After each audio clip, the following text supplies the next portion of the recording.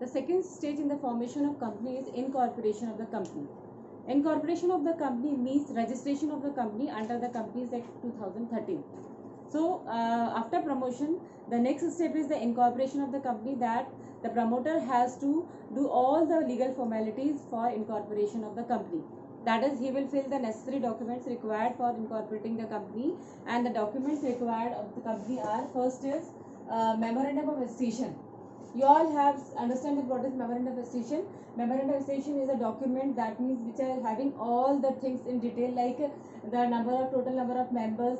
It will be and their addresses, the name clause of the company, registered office clause of the company, everything will be mentioned in the memorandum of association. And memorandum of association is duly signed, stamped and witnessed by the shareholders, and then it will be submitted to the registrar office. The next document is article of association or statement in lieu of prospectus. When the company is making the article of association or they are following article of association, so copy of article of association should be submitted. Or if the company is following the table F, then statement in lieu of prospectus need to be submitted. Next is the written consent of the proposed director.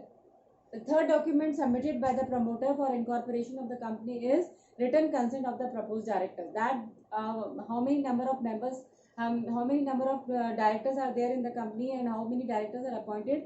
So their consent to act as a director of the company should be submitted to the registrar office. Next is agreement. Agreement, you know that when the company is registered and company is has the shareholders are that their company is having their number of shareholders and the directors are appointed, and after that the company will make an agreement that now he will be a company form of organization will be started, and he will act as a rules and regulations of the company. Then statutory declaration.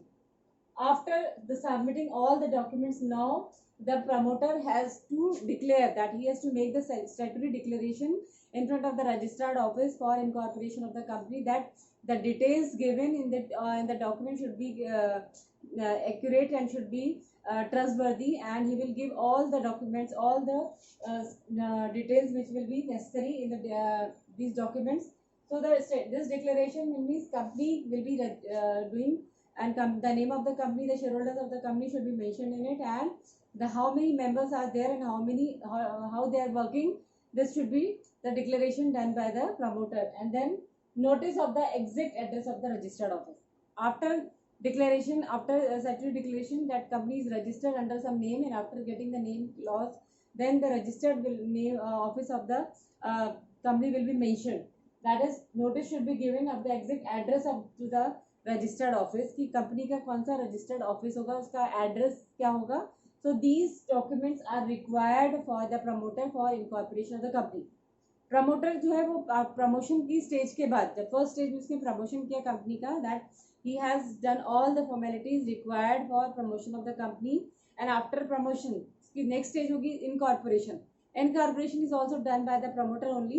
So for incorporation, the promoter has to submit some documents to the registered office. All the documents are memorandum of association, article of association, written consent of the directors that they are agreed to work as a director of the company. Then that agreement by the directors of the company, and statutory declaration that now the company is giving some everything will be given, the details of the company should be given to the registered office, and now the company is registered by and having an agreement, and that there are some rules and regulations that should be followed by the company.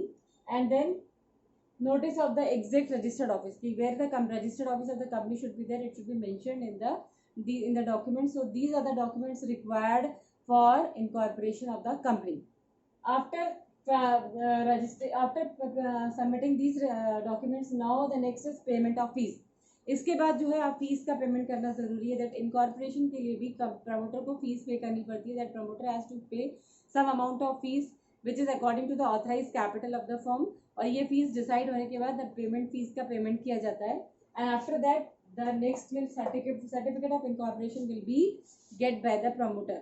आप इन सारी चीज़ों के बाद, इन सारी formalities करने के बाद, लास्ट में जब सर्टिफिकेट ऑफ इनकॉर्पोरेशन प्रमोटर को इशू कर दिया जाता है, that now the promoter is has done all the formalities, and now he will be able to get the certificate of incorporation for starting of the company. Now after incorporation of the company, अब company जो है promotion भी हो गया company का, company incorporate भी हो गई है, रजिस्टर्ड हो गई है, उसका रजिस्टर्ड ऑफिस का नाम भी सिलेक्ट हो गया है. तो after that the company will completely come into existence and the working of the company will be started. So after that company का एक खुद का separate legal existence होगा, and he is having a perpetual succession and a common seal of the company, and he will sue by others and can be sued, means company का एक खुद का existence होगा.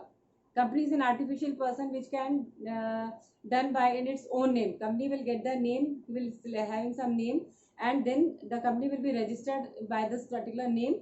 And after that, after incorporation, company की जो है वो working properly start हो जाएगी. So the next stage of formation of company is incorporation of the company, that is promotion and then incorporation. This incorporation of the company is also done by the promoter.